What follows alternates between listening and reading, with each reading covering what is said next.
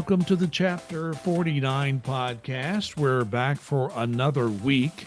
Today is August 31st and the last day of August in 2022. Where has the summer gone? Always happy to have you with us on the Chapter 49 podcast. I'm Larry Lanna, a volunteer in the area of communications. My biggest responsibility is to produce and host this podcast. We are a weekly podcast when we can. We do miss it every now and then for personal and other reasons. But we do have, as always, our chapter president for Chapter 49, Duncan Giles, with us again. It's good to talk to you on a very pleasant late August day. Good to be here with you, Larry. And I couldn't tell you what the weather is from my office. I was waiting for that. I always try to set you up for that comment because you have no windows in your office and you never let anyone forget that. So, but I chose it that way. So, well, yeah, just allow somebody else to get a window. Allow the employees to get the windows rather than me. Yep. And that's okay. Sometimes looking out the window is pleasant and sometimes it's not. Sometimes it's just the weather is not so good in the state of Indiana. But leaving that aside, we have a number of things to talk about today. And we want to start the podcast with what I think is the most important item we talked about with our national president, Tony Reardon, when he was kind enough to join us last week on the previous podcast. And my first question to him was about all the rhetoric going on.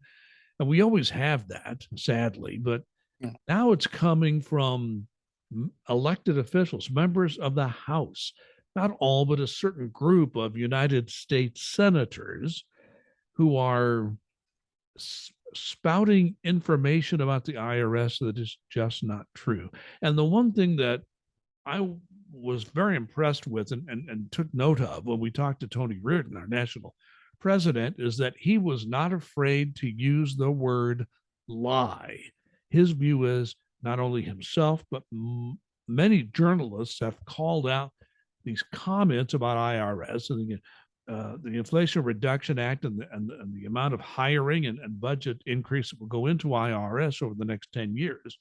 Basically, some of the allegations being made, for example, that IRS new hires are going to pull out firearms and point them at small business owners to pay up, is just nuts. IRS, as you pointed out, does have some criminal investigators. They don't use their firearms often, if they ever do, but they are law enforcement and they do have firearms, and they're a small portion of those new hires. Most of them will be collection workers and audit people who never carry firearms. And if they have a situation where they think there may be danger, they bring somebody with them who would be a law enforcement type of official. So I would like to, you to comment on a couple of things. First of all, sort of your reaction to the fact that Tony was not afraid to say the word liar to some of these people who are making allegations against the IRS and the law that is authorizing the new hires and the budget increase for the service. And just in general, your reaction to what you are seeing yourself. Yeah, well, first off, I was not surprised by Tony's reaction. I've known Tony for over 20 years, and the man has fierce convictions and is not afraid to tell people about them. And he's spouting the truth. He's telling the truth that these are actually lies. I understand they're politically motivated. I understand you're playing to a base, but to actually put people in danger, and that goes to the second part of your question, I think is absolutely abhorrent. That you're literally putting people in possible danger because you're ratcheting up this so much that it's, becoming this. Like you said, we've always had the anti-IRS. That's expected. We're the tax collectors. It's going to happen. But to be saying, we're going to be coming in and storming into your business and taking your money and doing all that is absolutely false. Not going to happen. The folks with guns are going to be such a small percentage, under 1% of folks who are getting hired. We're going to be hiring, like I said, the auditors, the revenue agent and auditors who are going to go after the people who are hiding their income. the revenue officers who are going to be going out and collecting the money that's owed the IRS. People on the phones who can, answer the questions. And if somebody does owe, to work out a payment plan. IT support, so we can finally, hopefully, move on from these systems. Some of them are darn near as old as I am. And if that doesn't scare people, nothing will. So, I mean, it's the whole thing. And I'm very happy to see not only Tony, but Commissioner Reddick come out and also, directly push back against these. And I'm very happy to see, a lot of people pushing back on this, because it is so obviously false, and we need more truth in this country. Well, that's a point that I would like to make also, that there are a lot of elected officials and people in authority who are pushing back on this. It's not just, NTEU and officials of NTEU and people like yourself and myself doing this. And I think there's one thing we ought to just get a message out to people who are employees of IRS, members of NTEU. When you hear this rhetoric fed back to you, because they're hearing it, when you hear people say things like this, like, this is going to be some kind of, some kind of horrible thing that's going to happen to small business owners or individual people who are middle class, for example. I think all of us have a responsibility to gently push back and say, well, you're welcome to your opinion. I don't know where you're hearing this, but I can tell you, I work for the agency.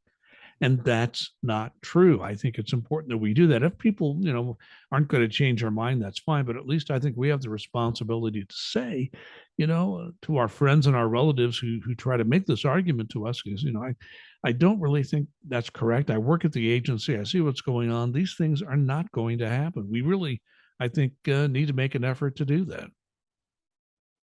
Yeah, and it's kind of scary, though. You can do that with your friends and relatives who already know that you work for the agency, but there's an awful lot of apprehension out there, and understandably so, about saying this in the public, where, because the temperature is so high anymore. Okay, you're a revenuer. We're back to that type of attitude. You're a revenuer. Let me go get my shotgun. That type of mentality, maybe not literally, but figuratively, is out there. And so a lot of people are leery about pushing back on this, that work for the agency, and understandably so. But you need to educate people. We need to educate people, and that's what it comes down to. But I think gently, man, and if they push back and they're not going to change their mind, fine, that's okay. But I'm just talking about friends and relatives, people Right. well. I don't Right. I am not encouraging people to go out on social media and do this. Okay, if you want to do it, fine. But I don't think that's what I would suggest, and get into heated battles with people online. I avoid that whenever I can. Make your case, but don't get into a back and forth with people who are saying things that are untrue. And I want to ask you one last thing before we leave this subject. You don't have to be specific if you don't want to, but have you noticed an increase in the number of incidents at IRS offices because of some of these lies that are being perpetrated by people? I've noticed that people have a lot less respect. In talking to my counterparts across the country and seeing things that have happened here in this chapter, that people have a lot less respect for the government employees who are working for the IRS and doing a great job and busting their butts and just trying to do the right thing and make a living. That's what they're trying to do. They're enforcing the laws that are passed by, I don't know, Congress. And so there are a lot of people out there, though, who are, getting more and more upset on the phone and in person, making threats, things of that nature. And, the job is tough enough for folks already. We don't need to have them threatened.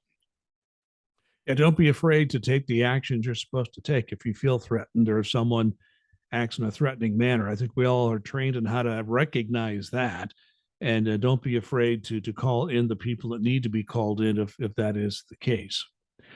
Let's move away from that subject, talk about something else. We're going to talk about retirement here in a moment, but everyone should be putting money in their TSP if you are working thrift savings plan. You should be putting money into it while you're working. And of course, then when you retire, that's when you have an opportunity to take that money and put it to work for you in retirement.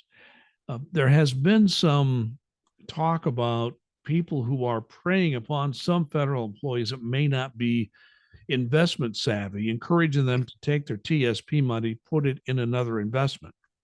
You are allowed to do that in some circumstances.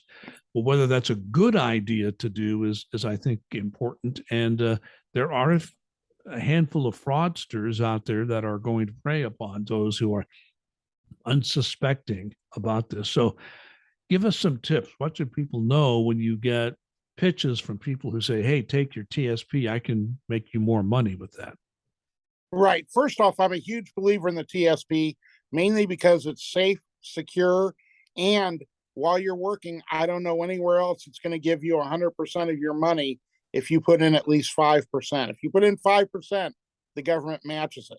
So I don't know anywhere else you're going to get 100% return. Now, once you leave government service and you have this money sitting in TSP, there are a lot of people who want to take it out and do different things with it, have more control over their investments, things of that nature. The TSP is starting to go that way, but it's still got a ways to go to be instantaneous. So if you're going to do that, great. I have no problem with that.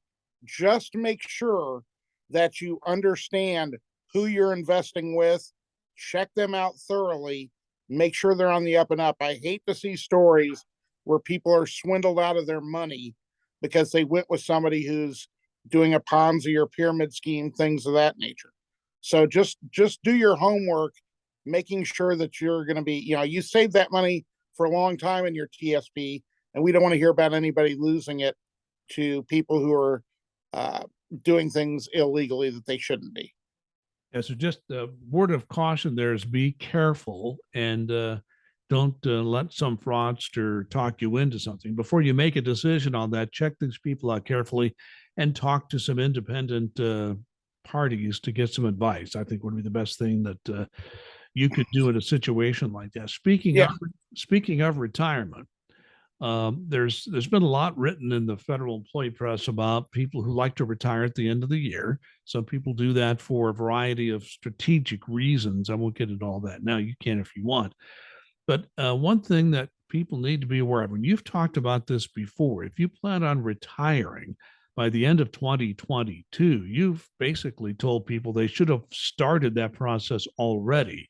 But if you plan on retiring by the end of the year, you definitely need to get going now. Is that not correct? Yeah, you're behind the curve already, just because of the fact that you and I have talked about, and we've seen the numbers that are, OPM is just like everybody else in the federal government. They're behind. So it takes quite a long time to process this retirement paper, and it's going to take a while to get your proper government pension, the annuity part. So, you want to do this well in advance. And, there are several reasons why people like doing it, particular days of the month or at the end of the year when you can take your accumulated leave and you'll get paid for it if you do it at a certain time, that sort of thing. So those are details that you talk over with a best specialist or someone who is well versed in that. But you just want to make sure that you give yourself the time, because if you're saying, okay, middle of December, I'm going to retire at the end of the year, everything will be wonderful, and I'll just go ahead and put in my paperwork. That's great. Now, I'm hoping that you've got enough money stashed away that you're going to be good for 4 to 6 months, because that's how long it's going to take them to get your proper annuity, if it's that speedy. Right. What you get during that processing time in your monthly benefit is an estimated monthly benefit, which is estimated way low.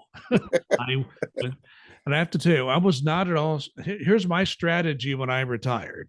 As far as the timing of it, I retired on the very day I was eligible. That was the only strategy that I had.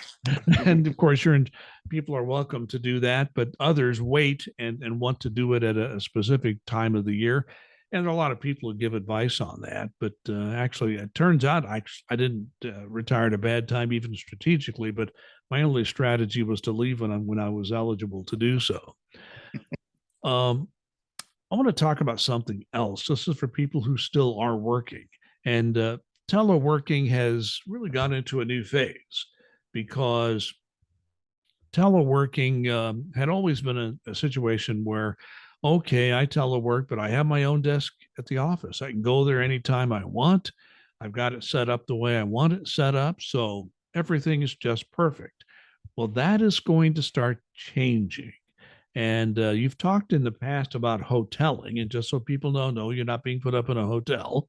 Hoteling simply means you're sharing workspace with others who might be teleworking, and you're in that desk space a certain number of days, and somebody else teleworking will be using that desk also on a certain number of days. That's really what hoteling is essentially about. So, we don't have a lot of that in Indiana. I think what you're warning people about is look for it. It's coming soon. Yeah, basically what's going to be happening, if it's not already happening in your area, wherever you're listening or viewing this, is the fact that as we hire more, and we've just gotten this, in the Inflation Reduction Act, we've got an awful lot of money to hire. So they're going to be putting more and more people into seats. Once that happens, if you're teleworking now, frequently teleworking, and you've got your own desk, that's quite the luxury, because contractually they don't have to give that to you. They can have you in a shared desk. Now, I know many chapters, including our own, have said, why do we have to hotel people if we've got a surplus of desks at this moment? And for the most part, our facilities folks have said, totally get that, not a problem. Probably because it's less work for them too. But it's going to be coming, and so because I've had people say, well, I'm not sharing my desk with anybody. And I'm like, well, I'm assuming you're not going to be frequent teleworking. Oh, no, I'm frequent teleworking. Well, it's one or the other. You're not going to be able to do both. So I just want to make sure that everybody out there has a general awareness that if it hasn't happened already, it's probably going to be coming down the pike. When they go out and they look at different locations, once a building's lease is up, they're looking at it with, the hoteling in mind, rather than every employee gets a desk. So these are just things to be aware of and be ready for when that time comes. Now, we know this will be true for jobs like revenue officers, revenue agents, for example. But in the call centers, that's likely to happen as well now that teleworking is in the call centers. You're talking folks who've not had it before, like the call centers. Your folks in TAS who've not had that previously. So there's an awful lot of positions that we opened up to frequent teleworking in this latest contract that I'm very happy about. But I just want to make sure that everyone is aware that, this could impact you, even though it hasn't in the past. Just mentioned the call centers and something that's just happened recently. And this only happens on rare occasions. We have known about this happening in the past, and it's tied to all the hiring IRS is gearing up to do. Basically, this came out of our national union that nationwide, uh, anyone who is at a call center and is a seasonal employee in accounts management, you will have the option to convert to a permanent job. Now, you don't have to. You can stay seasonal if you want, but there's going to be enough permanent work out there now that if you're seasonal and want to be permanent, you're going to be able to do that. So, how is that going to work, and how long do people have to make that decision? It's going to be a pretty short, relatively speaking, time frame.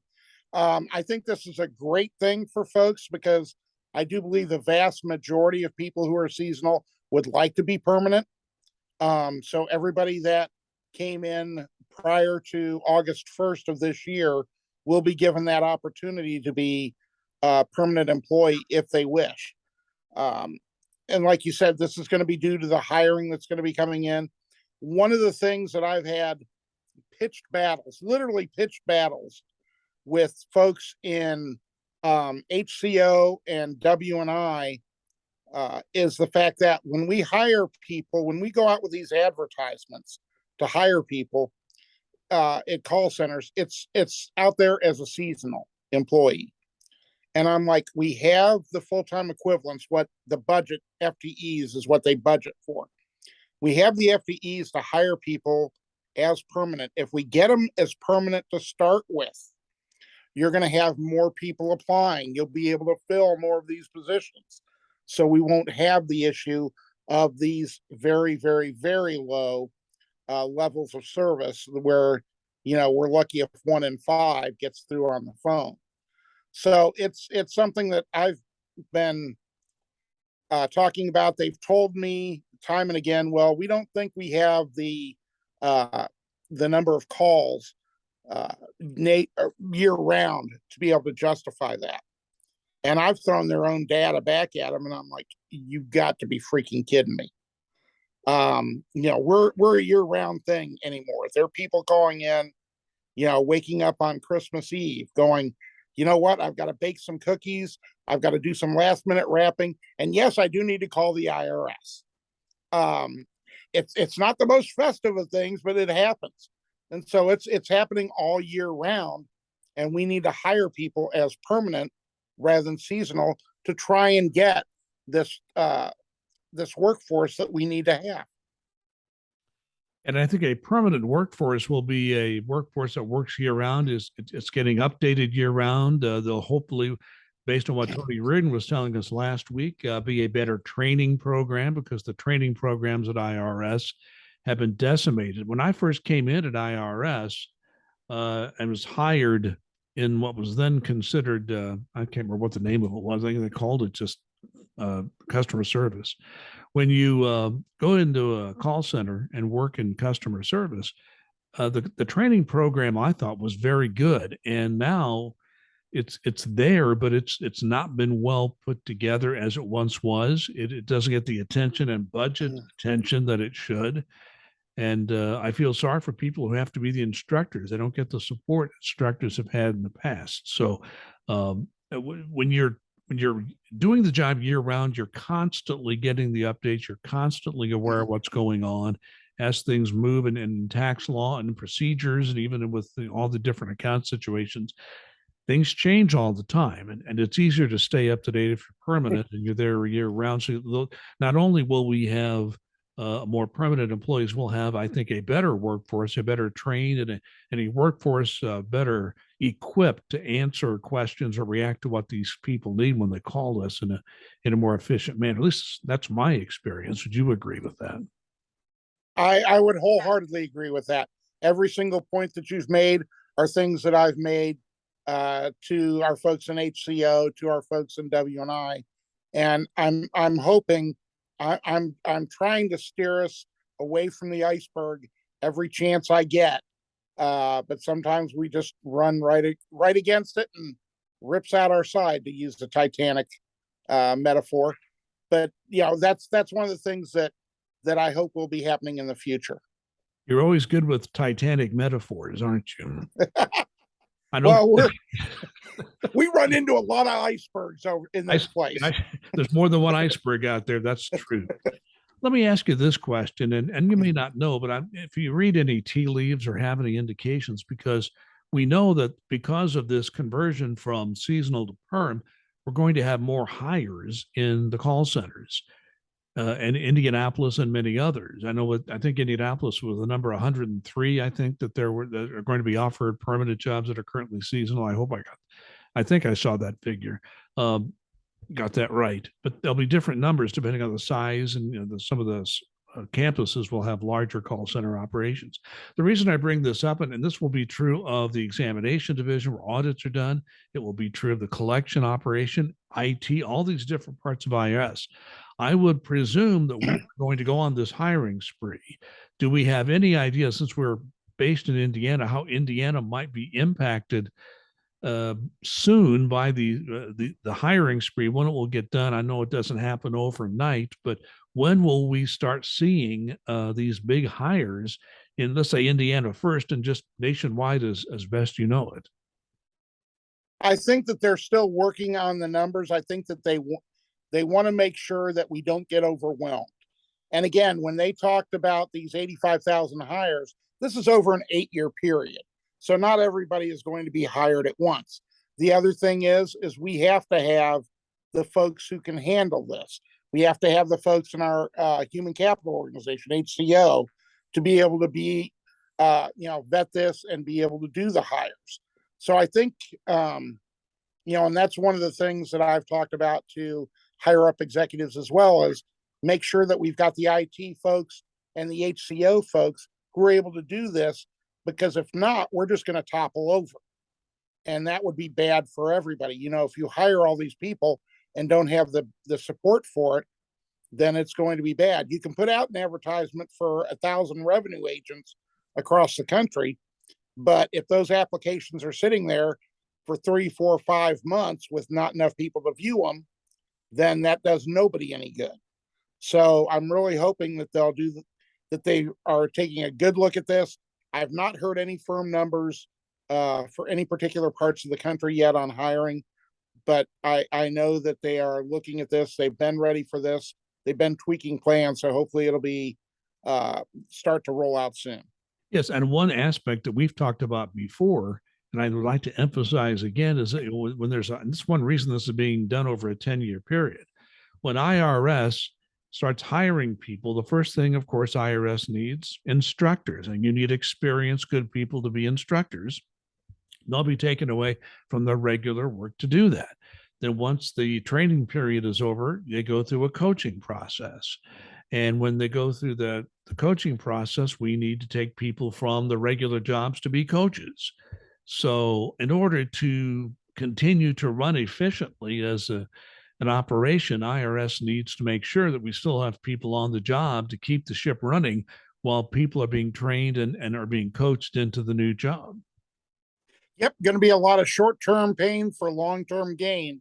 And that's something, again, that I know the leadership of NTU and basically every chapter leader I've talked to talks to executives about, because I know I talk to them about that constantly. One last thing a couple of last things, but one next to last thing I want to talk about here.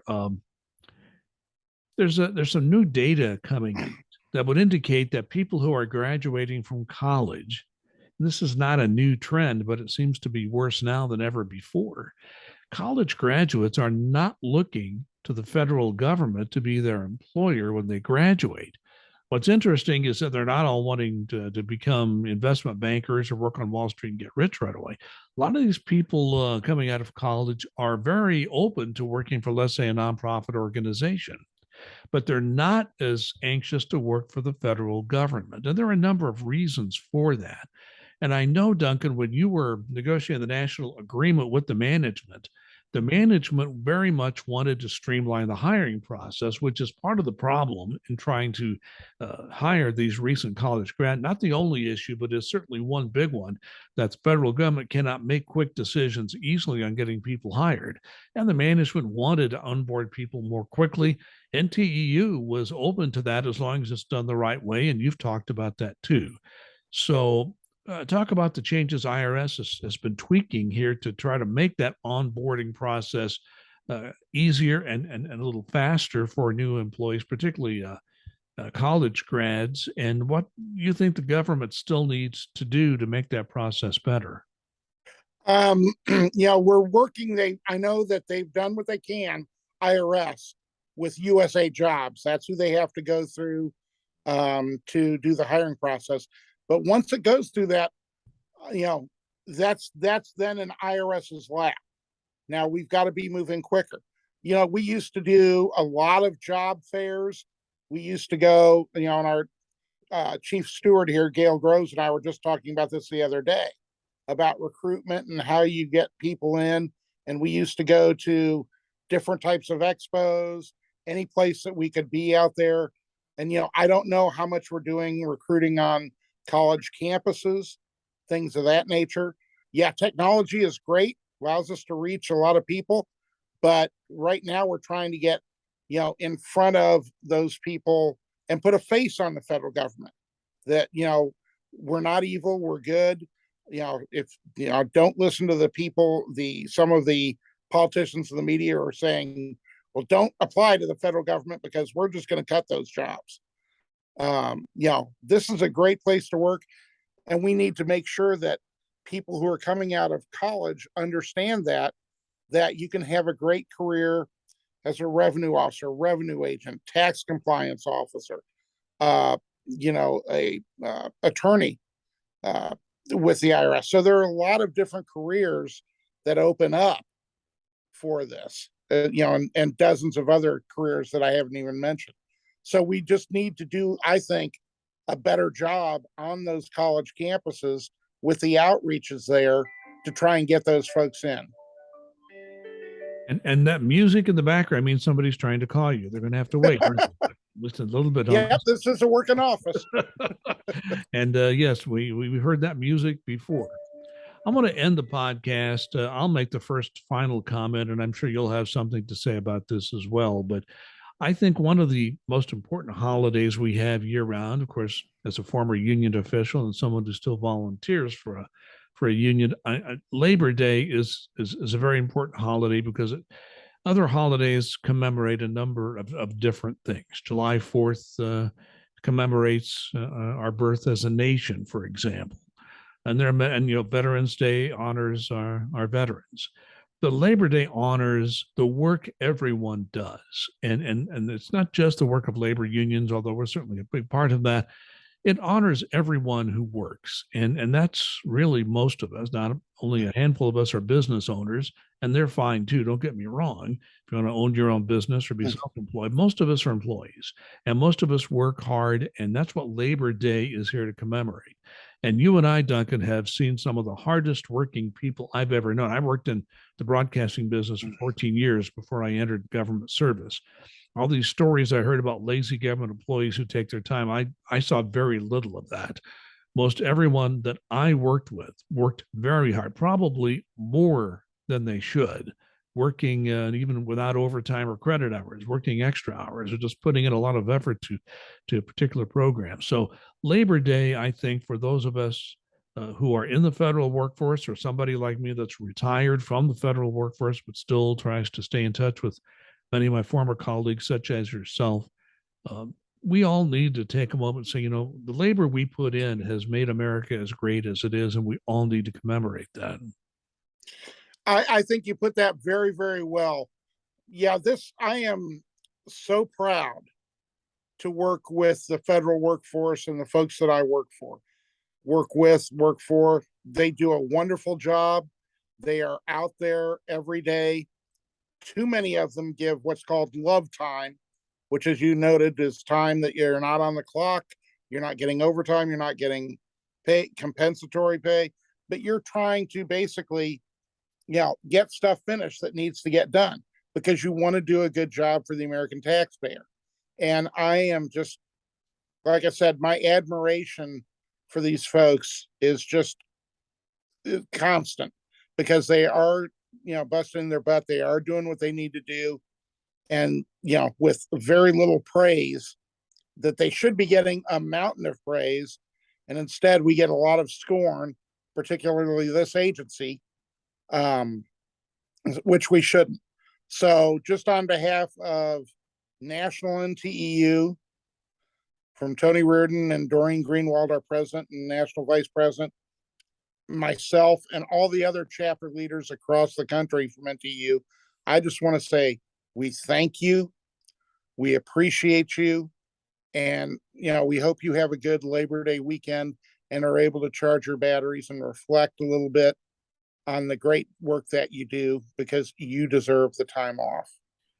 And you put that very well, too. And I will add to that comment that we all should have a very good Labor Day weekend that's coming up. It's kind of the end of summer on the calendar.